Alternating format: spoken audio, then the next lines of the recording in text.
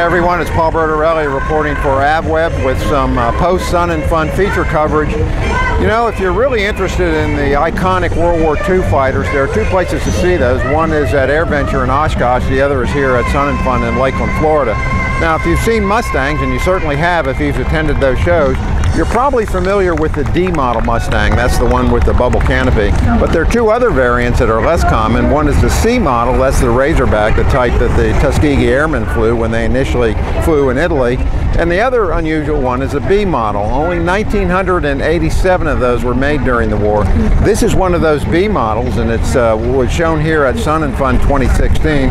John Pawson of Stallion 51 took the time to give us a tour of the airplane. We'll take a look at the cockpit and find out a little bit about the B model. This particular P-51B is painted to represent one of Bill Overstreet's Berlin Express airplanes. He had several of them, and this particular airplane came from a wreck and was restored over a 4-year period in Idaho Falls by Pacific Fighters, and it just came out of the shop, and it won Grand Champion Warbird here at Sun and Fun. It's sort of rare. All B models are rare, but this airplane also, instead of the greenhouse style canopy that was common to the Bs, As, Bs, and Cs, it has a Malcolm hood, which was the first bubble that was put on a Mustang to enhance visibility. Most of my time in Mustangs is spent in TF51s, the dual control version of the D model. But I have about 7 hours in this particular B model, and all Mustangs are unique. One to another, they all fly a little bit differently. What I noticed about the B model is it's a little bit lighter on the controls, just a little bit more nimble. But this is, interestingly enough, is also a faithful restoration.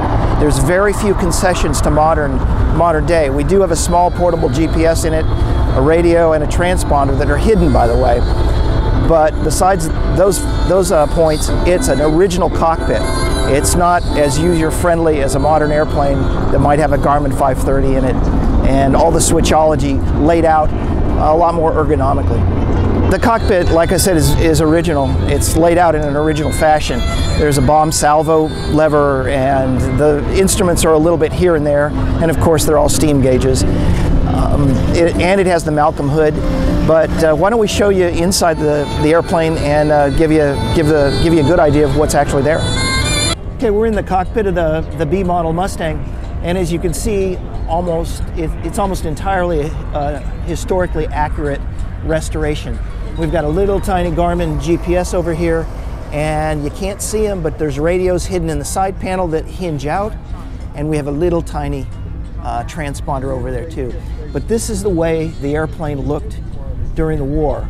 We've got a gun sight up here, and a little foam to protect your noggin because it's easy to hit your head. Bomb or drop tank salvo lever over here. All the switchology down here. We've got circuit breakers off to the right, which there weren't many of, and they're under this little panel here, and they're hard to see. We've got a auxiliary hand hydraulic pump over here, which you're not going to find on a D model. We've got the oxygen regulator over here. This is a 41,000-foot airplane. It was a high-altitude fighter. The B-17s were at 30,000, so this airplane would cruise to protect the bombers at 35,000. Over here on the left side, we have the coolant door switches. There's an automatic door behind the main radiator in the belly, and an automatic door behind the oil cooler in the belly that open and close to keep the oil and the coolant temperatures at a constant temperature. We've got 3-axis trim, rudder trim, aileron trim, and elevator trim. The flap handle is way back here to the left, yellow handle down there. We also have a landing gear lever down here forward next to your left leg, and this is actually an aluminum landing gear handle made to look like an original. The original was made of magnesium, and they were famous for snapping off, and every Mustang pilot for that reason carries a pair of vice grips clamped under the seat. Forward we see all the normal steam gauges that you'd have in an airplane of this era, altimeter, airspeed indicator, all that stuff. For flying day to day, we use an airspeed indicator in knots. When we show the airplane at a show, we replace this with a miles an hour indicator, which is true to the era. Okay, this airplane was modified in the field for a Malcolm hood. It's the original bubble that went on the Mustang, and it was a field modification originated by the British. And the canopy slides forward and back, just like a D model canopy of later years, and it replaced the greenhouse style canopy that hinged left to right. And the benefit is that the Malcolm hood is a bubble, and it protrudes slightly outside the fuselage of the aircraft, outside the lines of the fuselage, and it provides much better visibility. You can move your head around more, and of course you don't have the greenhouse structure to get in the way of your vision. A modern Mustang, normally a D model, is much more user-friendly than this. We usually have a panel-mounted GPS, and the switches have been set up with what we know of modern ergonomics. But this is historically accurate, and once you get used to the switchology, it feels quite good. We think of the P-51, even the early models like the B and the C, we think of it as a modern airplane.